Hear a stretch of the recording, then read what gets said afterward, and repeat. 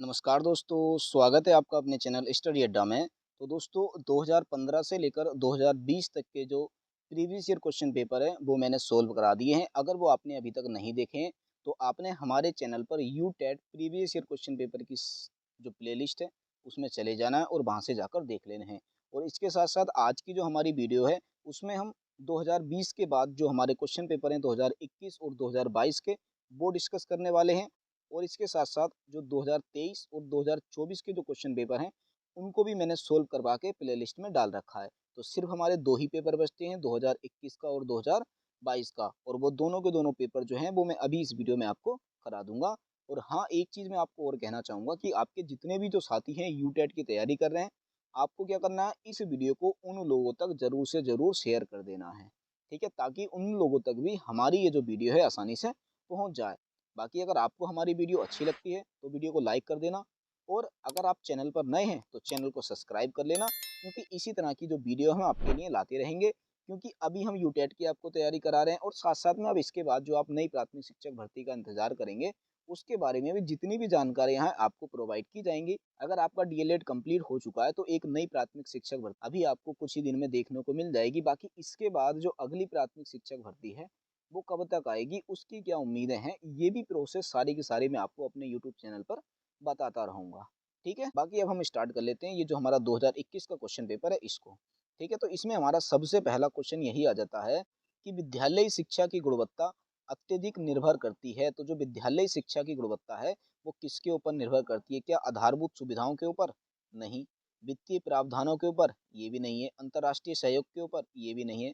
अध्यापक शिक्षा की गुणवत्ता पर? यही बिल्कुल सही हो जाएगा कि जो विद्यालयी शिक्षा की गुणवत्ता होती है, वो अध्यापक शिक्षा की गुणवत्ता पर निर्भर करती है। ठीक हो गया? अब अगला हमारा क्वेश्चन आ जाता है कि गेने के अनुसार सर्वोच्च अधिगम परिस्थिति है।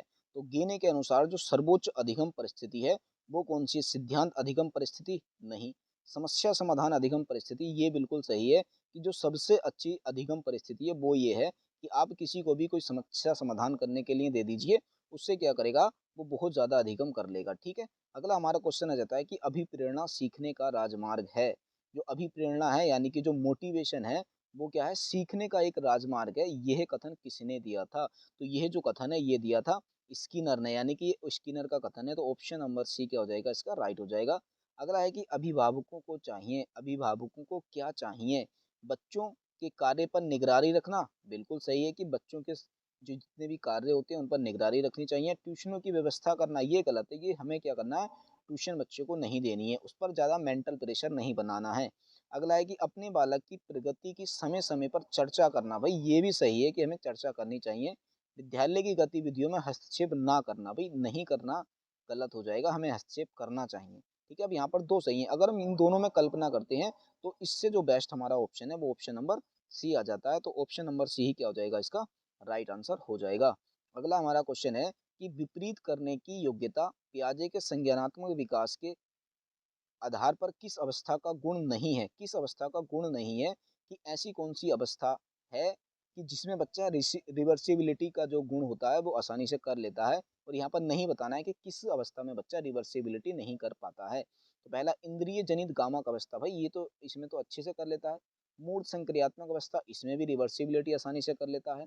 पूर्व संक्रियात्मक अवस्था, बिल्कुल सही है कि इसमें क्या होता है, इसमें बच्चा नहीं कर पाता और नहीं ही यहाँ पर बताना है। तो इसकी वजह से यही इसका बिल्कुल राइट आंसर हो जाएगा, क्योंकि इसमें बच्चा छोटा होता है, वो रिवर्सिबिलिटी को जानता ही नहीं है। ठीक है? अगला क्वेश्चन है कि यूनेस्को के 21वीं शताब्दी के लिए शिक्षा में उल्लेखित शिक्षा के स्तंभों में से निम्न किस विकल्प को शिक्षा आयोग ने अपने सुझावों में सम्मिलित नहीं किया है? तो किस विकल्प को सम्मिलित नहीं किया है?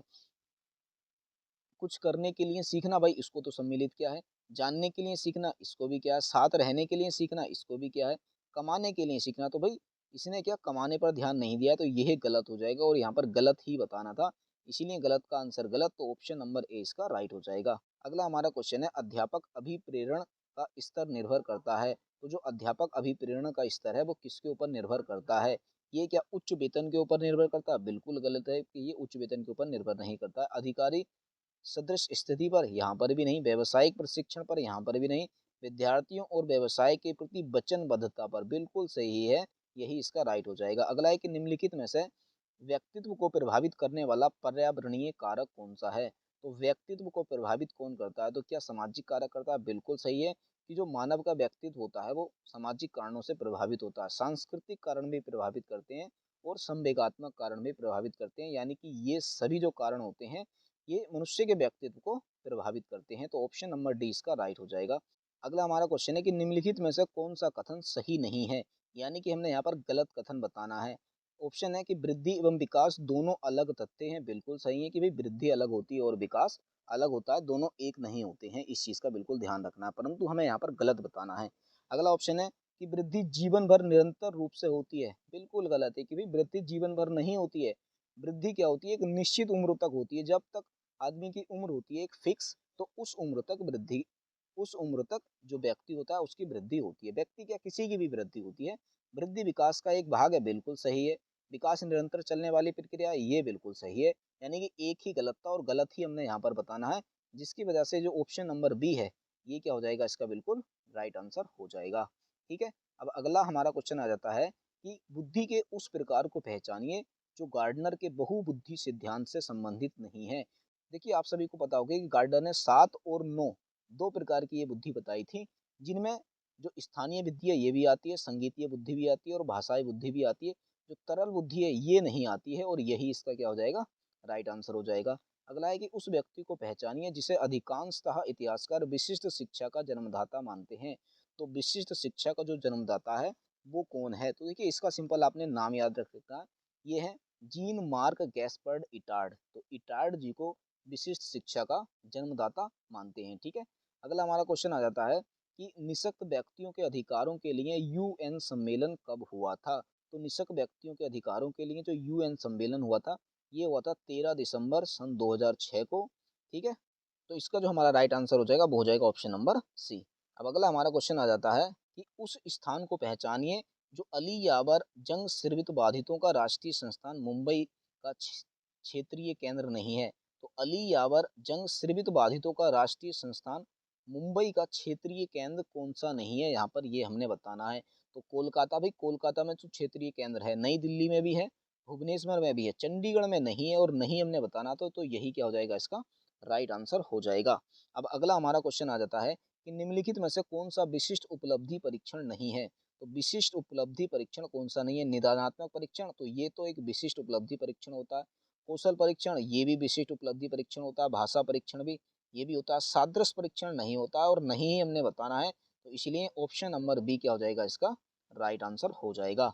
अगला आ जाता है कि पढ़ाई में पिछड़े हुए बालकों के प्रति आपका दृष्टिकोण कैसा होगा? तो पढ़ाई में यदि कोई बालक पिछड़ जाता है तो उसके लिए हमारा जो दृष्टिकोण होगा वो कैसा होगा? कठोर होगा? बिल्कुल नहीं हो सकता। उदार होगा? उदार भी नहीं कह सकते हम। स्नेहपूर्ण होगा? ये भी नहीं। सहानुभूतिपूर्ण होगा? यही इसका बिल्कुल राइट आंसर हो जाएगा। अब अगला हमारा क्वेश्चन आ जाता है, बच्चे के व्यक्तित्व के सौहार्दपूर्ण विकास के लिए माता पिता को चाहिए। तो माता पिता को क्या चाहिए? अधिक सुरक्षा प्रदान करना? बिल्कुल गलत। बच्चे की अन्य बच्चों के साथ नियमित रूप से तुलना करना? तो तुलना हमें नहीं करनी है, ये गलत चीज होती है। घर में अनुकूल वातावरण प्रदान करना? ये बिल्कुल सही है कि अगर हमें बच्चे का सौहार्दपूर्ण विकास चाहिए तो उसके लिए घर में अनुकूल वातावरण बनाए रखना पड़े। योग्य अध्यापकों के साथ व्यस्त रखना? ये भी गलत हो जाएगा। तो ऑप्शन नंबर सी ही क्या है? इसका बिल्कुल राइट आंसर है।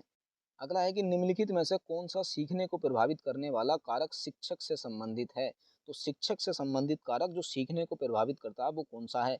बैठने की उचित व्यवस्था? बिल्कुल गलत है। शिक्षण अधिगम संसाधनों की उपलब्धता? ये भी गलत है। पाठ्यक्रम की प्रकृति तथा सीखने के अनुभव? ये भी गलत है। विषय सामग्री में उपलब्धि हासिल होना? यही बिल्कुल राइट आंसर है, क्योंकि ये जो ऑप्शन है शिक्षक से संबंधित है, इसलिए ऑप्शन नंबर डी क्या हो जाएगा? इसका बिल्कुल राइट आंसर हो जाएगा। अब अगला हमारा क्वेश्चन आ जाता है कि मानव व्यक्तित्व परिणाम है। जो मानव व्यक्तित्व है ये किसका परिणाम है? क्या पालन पोषण और शिक्षा का? बिल्कुल गलत है। आनुवंशिकता और पर्यावरण के बीच अंतःक्रिया का? ये बिल्कुल सही है। केवल पर्यावरण का नहीं है और केवल आनुवंशिकता के भी नहीं है। यहाँ पर देखो हमने बताया था कि जो डेवलपमेंट होता है वो हेरिडिटी और इन्वायरमेंट का मल्टीपल होता है। ठीक है। तो डी इक्वल एच इंटू ई। यहाँ पर डी का मतलब हो गया डेवलपमेंट यानी कि विकास, एच से हो गया हेरिडिटी यानी कि आनुवांशिकता, और ई से मतलब हो गया इन्वायरमेंट यानी कि पर्यावरण। ठीक है। तो इस चीज का आपने ध्यान रखना कि जो मानव व्यक्तित्व है या डेवलपमेंट है वो हेरिडिटी एंड इन्वायरमेंट का क्या है? मल्टीपल है। अगला क्वेश्चन है कि शारीरिक विकास किस स्तर पर तेजी से होता है? कि मानव विकास की ऐसी कौन सी अवस्था है जहाँ पर जो शारीरिक विकास होता है वो बहुत तेजी से होता है, ये होता है शेषवावस्था में, यानी कि ऑप्शन नंबर बी क्या हो जाएगा इसका बिल्कुल राइट आंसर हो जाएगा। इस चीज़ का आपने ध्यान रख लेना है। ठीक है, अगला हमारा क्वेश्चन आ जाता है कि कोहलबर्ग के अनुसार एक शिक्षक बच्चों में नैतिक मूल्य पैदा कर सकता है। तो जो एक शिक्षक होता है वो बच्चों में नैतिक मूल्य किस प्रकार पैदा कर सकता है, ये हमने यहाँ पर बताना है। धार्मिक शिक्षा को महत्व देकर नहीं, व्यवहार के स्पष्ट नियमों को बताकर ये भी नहीं है, नैतिक मुद्दों पर विचार विमर्श में उनको सम्मिलित करके, यही इसका राइट हो जाएगा। ठीक है, पियाजे का सिद्धांत संबंधित है बालक के, तो पियाजे का जो सिद्धांत है वो बालक के किस विकास से संबंधित है, तो सभी को पता होगा संज्ञानात्मक विकास से संबंधित है, क्योंकि जो पियाजे का सिद्धांत है उसी का नाम ही है संज्ञानात्मक विकास का सिद्धांत। ठीक हो गया। अब अगला हमारा क्वेश्चन आ जाता है क्वेश्चन नंबर 22। इसमें है कि निम्नलिखित में से कौन सा पक्ष शारीरिक विकास से संबंधित नहीं है। तो शारीरिक विकास से संबंधित जो पद नहीं है वो यहाँ पर हमने बताना है। तो नाड़ी तंत्र, ये तो भाई शारीरिक विकास है। शरीर का ढांचा, ये भी हमारे शरीर से संबंधित है। अंतःस्रावी ग्रंथियां, ये भी। प्रत्यक्षीकरण नहीं है। ठीक है, तो यही क्या हो जाएगा इसका बिल्कुल राइट आंसर हो जाएगा। ठीक है, अगला हमारा क्वेश्चन आ जाता है कि मूल्यांकन प्रक्रिया के मुख्य पद हैं। तो मूल्यांकन प्रक्रिया के जो मुख्य पद हैं वो कौन कौन से हैं। शैक्षिक उद्देश्य है, बिल्कुल सही है। व्यवहारात्मक परिवर्तन है, ये भी शैक्षिक, ये भी मूल्यांकन का मुख्य पद है। सीखने के अनुभव, ये भी मूल्यांकन का मुख्य पद है। यानी कि ये सभी की सभी क्या हो जाएगा इसका बिल्कुल राइट आंसर हो जाएगा। अगला है अभिप्रेरणात्मक चक्र के प्रमुख क्रमिक कदम क्या हैं। तो अभिप्रेरणात्मक चक्र के जो प्रमुख कदम है वो कौन कौन से हैं? आवश्यकता है, बिल्कुल है। प्रणोद है, बिल्कुल है। प्रोत्साहन है, बिल्कुल है। यानी कि ये सभी क्या हो जाएंगे इसके बिल्कुल राइट आंसर हो जाएंगे। अगला हमारा क्वेश्चन रहता है कि पियाजे के संज्ञानात्मक विकास की प्रथम अवस्था बीजे पानी से संबंधित है। तो पियाजे के संज्ञानात्मक विकास की जो प्रथम अवस्था होती है वो किस पर बीजे पानी से संबंधित होती है। तो ये होती है वस्तु पर, बिल्कुल सही है। इसमें क्या हो जाता है, वस्तु स्थायित्व का गुण आ जाता है। ठीक है, अगला हमारा है कि निम्नलिखित में से कौन सा अनौपचारिक शिक्षा का स्रोत नहीं है। यहाँ पर नहीं बताना है, यानी कि गलत हमने बताना है। अभिभावक द्वारा दी गई शिक्षा, भाई ये तो अनौपचारिक शिक्षा होती है। औपचारिक शिक्षा वो होती है जो किसी स्कूल या संस्था के द्वारा प्रदान की जाती है। कक्षा कक्ष शिक्षण के माध्यम से दी जाने वाली शिक्षा, देखिए कक्षा कक्ष में दी जा रही है, इसका मतलब ये औपचारिक शिक्षा है। या नहीं बताना है, यानी कि ये गलत हो गया, और गलत का आंसर गलत ही है, तो ऑप्शन नंबर बी इसका राइट हो जाएगा। ठीक है, अगला क्वेश्चन है कि समानता के लिए शिक्षा की संकल्पना पर बल दिया था। तो समानता के लिए शिक्षा की संकल्पना पर जो बल दिया था वो दिया था राष्ट्रीय शिक्षा नीति 1986 ने। यानी कि ऑप्शन नंबर डी क्या हो जाएगा इसका बिल्कुल राइट आंसर हो जाएगा। अगला हमारा क्वेश्चन आ जाता है अधिगमकर्ताओं द्वारा व्यक्तिगत विभिन्नताएं प्रदर्शित करने पर अध्यापक को चाहिए। तो अधिगमकर्ताओं द्वारा व्यक्तिगत भिन्नताएं प्रदर्शित करने पर अध्यापक को क्या चाहिए। विभिन्न प्रकार के शिक्षण अनुभव प्रदान करना, बिल्कुल सही है कि जहाँ कहीं पर भी व्यक्तिगत भिन्नताएं आपको दिखाई देंगी, यानी कि इंडिविजुअल डिफरेंस आपको दिखाई देंगे, तो वहाँ पर आपने क्या करना है, विभिन्न प्रकार के जो शिक्षण अनुभव होते हैं या विभिन्न प्रकार की जो शिक्षण विधियां होती हैं उनको अपनाना होता है। इसी प्रकार हमारा अगला क्वेश्चन आ जाता है कि बुद्धि लब्धि यानी कि आईक्यू का प्रत्यय सर्वप्रथम प्रयुक्त किया था। तो ये किसने दिया था, तो ये दिया था टर्मेन ने। यानी कि ऑप्शन नंबर बी क्या हो जाएगा इसका बिल्कुल राइट आंसर हो जाएगा। देखिए बुद्धि लब्धि निकालने का एक फॉर्मूला भी होता है जो मैं आपको बता देता हूँ, जिसमें हम लिखते हैं कि मेंटल एज और अपोन में होता है फिजिकल एज। यानी कि ये हो गया हमारा मानसिक आयु, ये हो गया शारीरिक आयु, और इसकी हम गुणा कर देते हैं 100 से। तो यहाँ पर जो होता है बुद्धि लब्धि यानी कि बुद्धि लब्धांक ये निकल कर आ जाता है। ठीक है, अगला है कि प्रयोग द्वारा सीखने के सिद्धांत को दिया था। तो प्रयोग द्वारा सीखने का जो सिद्धांत है ये किसने दिया था, ये दिया था कार्ल रोजर्स ने। यानी कि ऑप्शन नंबर ए क्या हो जाएगा इसका बिल्कुल राइट आंसर हो जाएगा। तो देखिए ये जो 2021 का पेपर था ये सारे के सारे इसके क्वेश्चन हमारे कंप्लीट हो गए। अब हम करेंगे 2022 का पेपर। तो ये हमारा जो पेपर आ जाता है ये पेपर हमारा 2022 का है। ठीक है, इस चीज़ का आपने ध्यान रखना है। और हाँ, अगर साथ साथ में अगर आपको वीडियो हमारी अच्छी लग रही हो तो वीडियो को एक लाइक कर देना और अपने दोस्तों को शेयर कर देना, और अगर आप चैनल पर नए हैं तो चैनल को सब्सक्राइब कर लेना। अब हम स्टार्ट करते हैं 2022 का क्वेश्चन पेपर। ठीक है, जिसके अंदर हमारा सबसे पहला ही क्वेश्चन आता है कि किस विधि में व्यक्ति समस्या समाधान करने के लिए सभी विकल्पों को नहीं ढूंढता है, बल्कि केवल उन्हीं विकल्पों का चयन करता है और समस्या का समाधान करने की कोशिश करता है जो उसे संगत प्रतीत होते हैं। तो ये कौन सी विधि हो जाएगी, तो ये जो हमारी विधि हो जाएगी ये हो जाएगी सुबह शोध अन्वेषण विधि। यानी कि बच्चा क्या कर रहा है, खुद ही शोध करके रिसर्च कर रहा है। तो ऑप्शन नंबर ए क्या हो जाएगा इसका बिल्कुल राइट आंसर हो जाएगा। ठीक है, अब अगला हमारा क्वेश्चन आ जाता है कि सुमेलित कीजिए। यहाँ पर सूची एक को हमने सूची 2 से मिलाना है। सूची एक में अगर आप देखेंगे तो यहाँ पर कुछ टर्म लिखे हैं और यहाँ पर लिखा है इनकी टर्मिनोलॉजी लिखी है, यानी कि ये टर्मिनोलॉजी का क्वेश्चन है। तो यहाँ पर सबसे पहला है ग्रामर। तो जो ग्रामर होता है, इस ग्रामर में हम क्या पढ़ते हैं यहाँ पर ये हमने बताना है। तो ग्रामर के अंदर हम क्या पढ़ते हैं कि भाई ग्रामर में क्या होता है, एक भाषा में निहित नियम होते हैं। ग्रामर में किसी भी भाषा के नियम होते हैं इसमें, यानी कि पहले वाले से हम 2 को मैच करेंगे, ठीक है। और अगर हम पहले वाले से 2 को ऑप्शन में देखेंगे तो ये सिर्फ ऑप्शन नंबर बी में ही आता है। तो इसकी तरह से ये जो हमारा राइट आंसर हो जाएगा ऑप्शन नंबर बी ही हो जाएगा, यानी कि हमें सारे मैच करने की जरूरत ही नहीं पड़ी, एक से ही मिल गया, क्योंकि ए वाले का जो ऑप्शन है इसमें जो 2 है वो सिर्फ ए बी वाले ऑप्शन में ही है, इसकी वजह से हमारा यही इसका राइट आंसर हो जाएगा। अगर हम मैच करते हैं सीमेटिक विकास, तो सीमेटिक विकास क्या होता है, सीमेटिक विकास होता है कि बोलने व लिखने की भाषा के अर्थ को समझने को हम सेमेटिक विकास बोलते हैं, ठीक है। और बेबलिंग क्या होता है, बेबलिंग होता है भाषा विकास की प्रारंभिक अवस्था। फोनोलॉजिकल विकास क्या होता है, पहचानने योग्य भाषा बोलने की क्षमता को हम फोनोलॉजिकल विकास कहते हैं, ठीक हो गया। अब अगला हमारा क्वेश्चन आ जाता है कि शिक्षण अधिगम प्रक्रिया को प्रभावित करने वाले मनोवैज्ञानिक कारक हैं। तो शिक्षण अधिगम प्रक्रिया को जो प्रभावित करने वाले मनोवैज्ञानिक कारण हैं वो कौन कौन से हैं, यहाँ पर ये हमने बताने हैं। तो पहला है विद्यार्थियों में अभिप्रेरणा, बिल्कुल सही है, ये शिक्षण अधिगम प्रक्रिया को प्रभावित करता है। सुंदर कक्षा कक्ष, तो ये प्रभावित नहीं करता। रुचि एवं विद्यार्थियों में अभिक्षमता, बिल्कुल प्रभावित करता है। विद्यालय की आधारभूत संरचना, ये भी नहीं करता। यानी कि यहाँ पर जो हमारा पहला है और तीसरा वो सही है, और ये दोनों आते हैं हमारे ऑप्शन नंबर सी में, तो यही क्या हो जाएगा इसका बिल्कुल राइट आंसर हो जाएगा। अब अगला हमारा क्वेश्चन है कि विशेष आवश्यकता वाले बच्चों के लिए शिक्षण अधिगम सामग्री होनी चाहिए। तो विशेष आवश्यकता वाले बच्चों के लिए जो शिक्षण अधिगम सामग्री है वो कैसी होनी चाहिए, रंग बिरंगी, बिल्कुल गलत है। आकार में बड़ी, बिल्कुल गलत है। बहुसंवेदी, यही बिल्कुल सही है। आकर्षक नहीं होनी चाहिए, क्योंकि देखिए अगर बहुसंवेदी होगी तो जो विशेष आवश्यकता वाले बच्चे हैं ना वो अपने अपने अलग अलग संवेदी अंग का यूज करके उस सामग्री से अपने अधिगम को आसानी से प्राप्त कर सकते हैं। अगला क्वेश्चन है कि जब एक विद्यार्थी उस व्यवहार को निष्पादित करना सीखता है जो सकारात्मक परिणाम देता है और उस व्यवहार को करने से बचता है जो उसे नकारात्मक परिणाम मिले, यह उदाहरण है। तो यह उदाहरण किसका है, तो ये उदाहरण हो जाएगा हमारे पास क्रिया प्रसूत अनुबंधन का। कि देखिए क्रिया प्रसूत अनुबंधन के सिद्धांत में क्या होता है कि कोई भी जो इंसान होता है वह वही कार्य करता है जहाँ पर उसको सकारात्मक परिणाम दिखाई देते हैं, और जहाँ उसको नकारात्मक परिणाम दिखाई देते हैं वह उस कार्य को नहीं करता है। और यही जो हमारा सिद्धांत होता है यही क्रिया प्रसूत अनुबंधन का सिद्धांत होता है, ठीक है। अगला क्वेश्चन आ जाता है कि आप किस परिस्थिति में विद्यार्थियों को सतत पुनर्बलन देंगे। तो हम किस परिस्थिति के अंदर विद्यार्थियों को सतत परिबलन देंगे, पूर्व पूर्व व्यवहार को स्थापित करने के लिए, बिल्कुल गलत है। नए व्यवहार को स्थापित करने के लिए, यही बिल्कुल सही आ जाएगा। कि अगर हमें किसी विद्यार्थी को भी पुनर्बलन देना है तो हम ये इसलिए देंगे कि जो नया व्यवहार है वो उसको स्थापित कर सके। तो ऑप्शन नंबर बी क्या हो जाएगा इसका बिल्कुल राइट आंसर हो जाएगा। अब अगला हमारा क्वेश्चन आ जाता है कि यदि आपने कभी किसी को अंधेरे कमरे में फ्लैश लाइट लहराते हुए देखा और उसके पीछे आपको रोशनी का पथ दिखाई दिया तो आप विज्ञ हैं, यानी कि आप किससे स्मृति के संचालन में किससे विज्ञ, यानी कि किसको आप अच्छे से जानते हैं। तो पहला है लघुकालीन स्मृति, बिल्कुल गलत है। प्रक्रियात्मक स्मृति, ये भी बिल्कुल गलत है।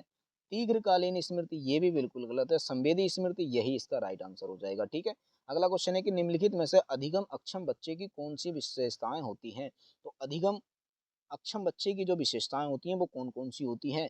अच्छी ध्यान अवधि, देखिए अगर अच्छी ध्यान अवधि होती तो वो अधिगम अक्षम बच्चा होता ही नहीं, यानी कि पहला गलत है।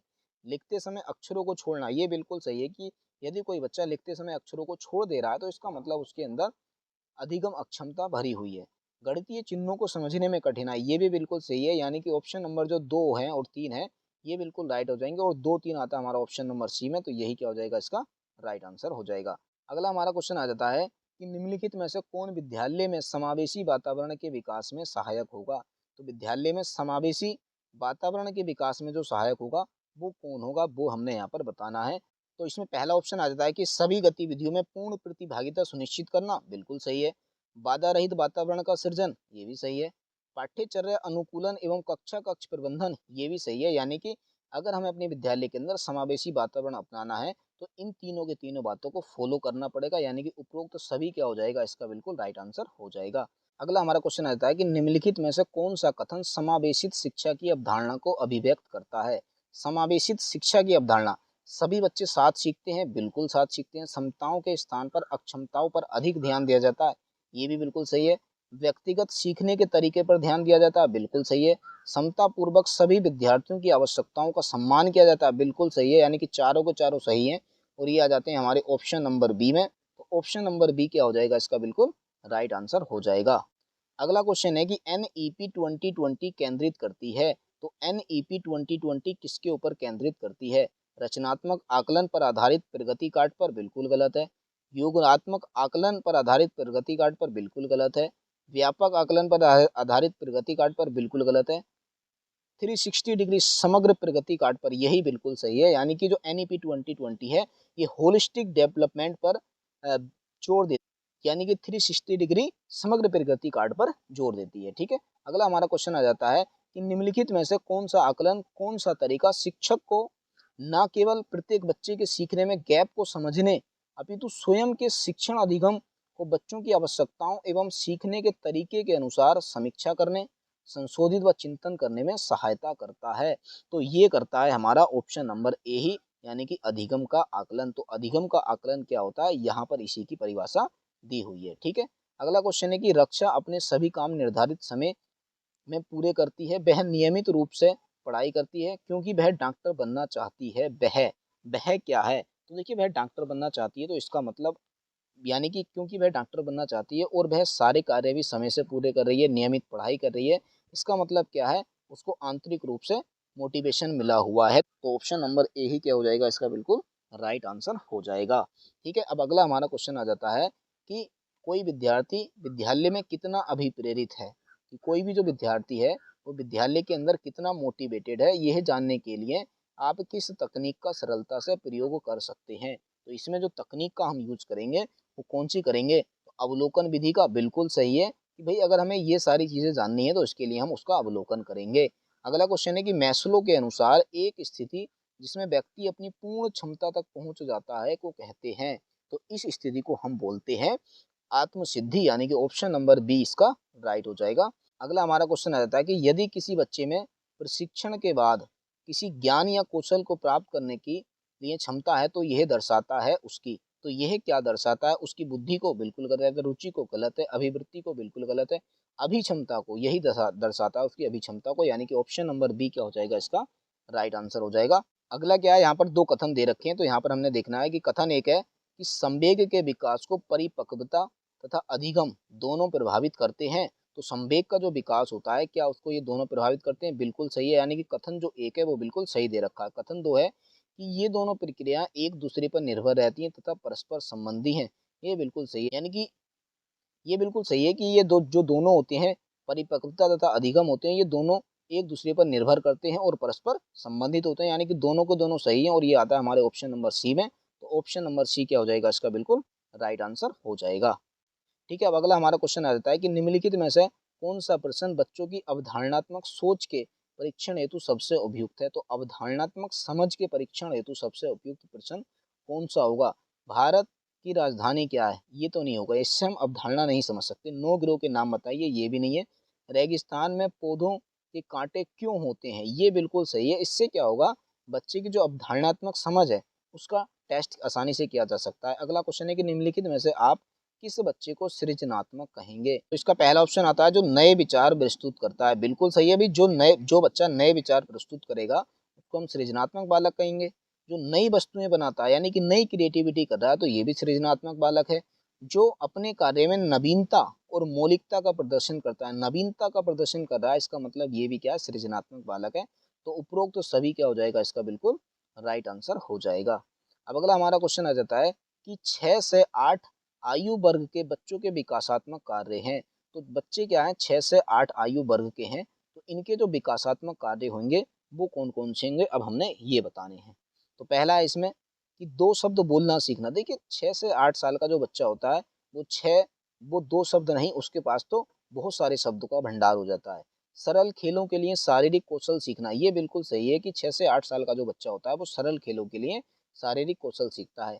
पढ़ने, गणना करने एवं लिखने से मूलभूत कौशलों का विकास, बिल्कुल सही है कि इसी उम्र में क्या होता है, बच्चे के अंदर पढ़ना, लिखना और लिखने के जो मूलभूत कौशल होते हैं उनका विकास होता है। इस तरह से हम देखेंगे तो जो 2 और 3 है वो सही हो जाएंगे, और ये आते हैं हमारे ऑप्शन नंबर सी में। तो ऑप्शन नंबर सी क्या हो जाएगा इसका बिल्कुल राइट आंसर हो जाएगा। अगला हमारा क्वेश्चन रहता है कि रीना एक प्रतिभावान छात्र है, कि रीना क्या है, एक प्रतिभावान छात्रा है। बुद्धि परीक्षण के आधार पर उसे मेधावी कहा जा सकता है, उसका बुद्धि परीक्षण किया गया और उसको फिर मेधावी पाया गया। किंतु वह सदैव महसूस करती है कि उसकी कक्षा नीरस है, कि उसकी कक्षा क्या है, नीरस है।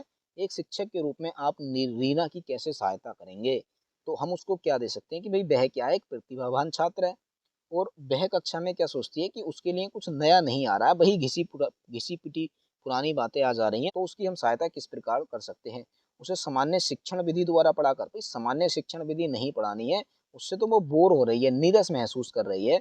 उच्च स्तरीय कौशल विकास हेतु रोचक शिक्षण विधि का प्रयोग करके, ये बिल्कुल सही है कि हम क्या करेंगे, एक नई रोचक शिक्षण विधि का प्रयोग करेंगे, तो उसको अच्छा महसूस होगा। ठीक है, अगला हमारा क्वेश्चन रहता है कि विद्यार्थियों में टीम भावना के विकास में निम्नलिखित में से किस प्रकार का वातावरण सहयोग होगा? कि विद्यार्थियों के अंदर हमें क्या करना है, टीम भावना को विकसित करना है, तो हमें क्या करना पड़ेगा, उनके अंदर प्रतिस्पर्धात्मक बढ़ानी पड़ेगी, नहीं प्रतिस्पर्धा तो करनी नहीं है, व्यक्तिपरक भी नहीं करना है, अनुशासित भी नहीं करना है, सहयोगात्मक करना है, कि उनके अंदर हमें सहयोगात्मक भावना का विकास करना है, यानी कि सहयोगात्मक उनको अगर हम वातावरण दे देते हैं तो उनके अंदर टीम भावना का जो विकास है वो हो जाएगा। अगला हमारा क्वेश्चन आ जाता है कि कक्षा शिक्षण के दौरान निम्नलिखित में से कौन सी चीज सुनिश्चित की जानी चाहिए? तो डिजिटल टीएलएम का प्रयोग। देखिए यहाँ पर लिखा है डिजिटल टीएलएम का प्रयोग, परंतु हमारी एक कक्षा है, अब उस कक्षा के अंदर कैसे कैसे छात्र हैं, क्या वो डिजिटल जो टीएलएम है उसका प्रयोग करना जानते भी हैं या नहीं जानते हैं? यानी कि हम एक बार को तो सही कह सकते हैं, पर इतना उचित नहीं है, यानी कि हल्का सा डाउट है। आईसीटी का अधिकतम प्रयोग, भाई आईसीटी का प्रयोग तो हम करेंगे, पर यहाँ पर अधिकतम लिख दिया, तो अधिकतम नहीं करना है, जहां आवश्यकता होगी वहीं पर उसको करना है, तो ये तो कट्टी है। व्यक्तित्व भिन्नता के अनुरूप शिक्षण, ये बिल्कुल सही है कि भी जहां बच्चे को आवश्यकता लगेगी तो वहां पर हम उसी के अनुरूप शिक्षण करें, तो ये बिल्कुल सही हो जाएगा और यही इसका राइट आंसर लग भी रहा है, तो ऊपर वाला कट हो जाएगा। व्याख्यान विधि नहीं देनी है, लेक्चरर मेथड का प्रयोग जो है हम बड़े बच्चों में और बड़ी क्लासों में करते हैं। ठीक है, अब अगला हमारा क्वेश्चन आ जाता है कि निम्नलिखित में से कौन संवेगात्मक बुद्धि की विशेषता है? तो संवेगात्मक बुद्धि की जो विशेषता है वो कौन कौन सी है, ये हमने बताना है। उच्च आईक्यू किंतु अस्थिर, ये गलत है भाई, आईक्यू तो उच्च होना चाहिए पर अस्थिर नहीं, स्थिर होना चाहिए यहाँ पर, तब तो होता भी। दूसरों को अभिप्रेरित करने में सक्षम, ये बिल्कुल सही है। स्वयं को संवेगों का प्रबंधन, यानी कि स्वयं के संवेगों का अगर बच्चा प्रबंधन कर पाता है तो हम कहेंगे कि इसके अंदर जो संवेगात्मक बुद्धि है वो बिल्कुल है। ठीक है, तो यानी कि यहाँ पर हमारा दूसरा और तीसरा सही हो जाता है और ये आता है हमारा ऑप्शन नंबर डी में, तो ऑप्शन नंबर डी ही क्या हो जाएगा, इसका बिल्कुल राइट आंसर हो जाएगा। अब क्वेश्चन नंबर 25 आ जाता है हमारे पास कि पियाजे के अनुसार अच्छे विश्व के विषय में बढ़ते ज्ञान का निर्माण निम्न दो प्रक्रियाओं द्वारा करते हैं। कि पियाजे के अनुसार जो बच्चे होते हैं वो विश्व के विषय में बढ़ते ज्ञान का निर्माण किन दो प्रक्रियाओं के द्वारा करते हैं? तो आत्मसातीकरण एवं अनुकूलन, बिल्कुल सही है भाई, आत्मसातीकरण और अनुकूलन के द्वारा ही बच्चे बढ़ते ज्ञान का निर्माण करते हैं। अगला है कि छोटे बच्चों में स्वयं के दृष्टिकोण को दूसरों से भिन्न करने में असमर्थता को क्या कहा जाता है? तो इसको हम कहते हैं अहम भाव, यानी कि ऑप्शन नंबर बी क्या हो जाएगा, इसका राइट आंसर हो जाएगा। अगला क्वेश्चन है कि कोहल वर्ग के सिद्धांत को पारंपरिक स्तर पर नैतिकता को जांचा जाता है। तो कोहल वर्ग के सिद्धांत को पारंपरिक स्तर पर नैतिकता को जो जांचा जाता है वो समाज के नियम कानून के आधार पर जांचा जाता है, यानी कि ऑप्शन नंबर ए ही क्या हो जाएगा, इसका राइट आंसर हो जाएगा। अगला हमारा क्वेश्चन आ जाता है कि बहुत प्रकार की बुद्धियां होती हैं, जैसे शाब्दिक, गणितीय, शारीरिक, गत्यात्मक आदि, इस अवधारणा को किसके द्वारा दिया गया था? तो ये जो बुद्धि के प्रकार बताए थे ये गार्डनर ने बताए थे, यानी कि ऑप्शन नंबर बी क्या हो जाएगा, इसका बिल्कुल राइट आंसर हो जाएगा। इन्होंने लगभग 6 से लेकर 9 प्रकार तक की बुद्धियां बताई थी, कहीं आप 6 प्रकार की पढ़ते हैं, कहीं 7 प्रकार की, कहीं 8 प्रकार की और कहीं 9 प्रकार की बुद्धियां पढ़ लेते हैं। ठीक है, तो ये गार्डनर ने ही बताई थी सारी की सारी। अब अगला और इस वीडियो का सेकंड लास्ट क्वेश्चन आ जाता है, क्वेश्चन नंबर 29। कथन और व्याख्या यहाँ पर दे रखी है। कथन है कि ऐसे शील गुण जो अत्यधिक आनुवंशिक होते हैं उन्हें पर्यावरणीय कारकों से दृढ़तापूर्वक प्रभावित किया जा सकता है। तो क्या इनको पर्यावरण कारकों से प्रभावित किया जा सकता है? बिल्कुल सही है, यानी कि जो कथन है यहाँ पर बिल्कुल सही दे रखा है। व्याख्या उसकी लंबाई अत्यधिक आनुवंशिक होती है, किंतु पोषण एवं अन्य कारकों के परिणाम स्वरूप बहुत से देशों में औसत लंबाई बढ़ी है। ये भी बिल्कुल सही है और ये इसकी व्याख्या भी है, यानी कि कथन सत्य है और उसकी व्याख्या भी सत्य है, तो ऑप्शन नंबर ए ही क्या हो जाएगा, इसका बिल्कुल राइट आंसर हो जाएगा। और आज की इस वीडियो का हमारा लास्ट क्वेश्चन आ जाता है, और आज की ही इस वीडियो का नहीं, जबकि ये जो हम सीडीबी पढ़ रहे हैं इसका भी लास्ट क्वेश्चन हो जाएगा। इसमें भी कथन, दो कथन दे रखे हैं और हमने यहाँ पर बताने हैं। पहला कथन है कि जितना अधिक सूचना के प्रसंस्करण के विस्तार हेतु प्रयास किए जाएंगे, उतनी ही सरलता के बाद में सूचना को याद किया जा सकेगा। तो यहाँ पर ये जो कथन है ये बिल्कुल सही है। दूसरा है, जब हमें नई सूचना प्राप्त होती है तब उस समय पर प्रसंस्करण का स्तर जितना गहरा होता है तो सूचना के दीर्घकालिक स्मृति में प्रवेश करने की संभावना उतनी अधिक होती है। ये भी बिल्कुल सही है। इसका मतलब दोनों बिल्कुल सही है और दोनों आ जाते हैं हमारे पास ऑप्शन नंबर डी में। तो ऑप्शन नंबर डी क्या हो जाएगा, इसका बिल्कुल राइट आंसर हो जाएगा। तो दोस्तों हमने क्या है 2015 से लेकर 2024 तक के हमारे जितने भी क्वेश्चन पेपर थे वो सारे के सारे हमने सोल्व कर लिए हैं। अगर आपने नहीं देखे हैं तो हमने क्या है अपने चैनल के ऊपर UTET previous year question paper के नाम से एक प्लेलिस्ट बना रखी है। आप उस प्लेलिस्ट में चले जाना, वहाँ पर आपको सारे के सारे पेपर देखने को मिल जाएंगे। और इसमें जो आज हमने पेपर डिस्कस किया था वो 2021 और 2022 का पेपर था, और 23, 24 और इससे पहले के लगभग 2015 से लेकर 2024 तक के जितने भी क्वेश्चन पेपर हैं हर सब्जेक्ट के, वो हमने अपने यूट्यूब चैनल पर प्लेलिस्ट में डाल दिए हैं। आपको वहां से देख लेना, और बाकी जो बचे हैं उनकी भी वीडियो आपको मेरी उस प्लेलिस्ट के अंदर देखने को मिल जाएंगी। आपने क्या करना है, हमारे चैनल को सब्सक्राइब कर लेना है, और अगर आपके साथी जो हैं वो यूटेट की तैयारी कर रहे हैं तो उनको हमारी इस वीडियो को शेयर कर देना है। मिलेंगे हम बहुत ही जल्द अगली वीडियो में, तब तक के लिए बेस्ट ऑफ लक।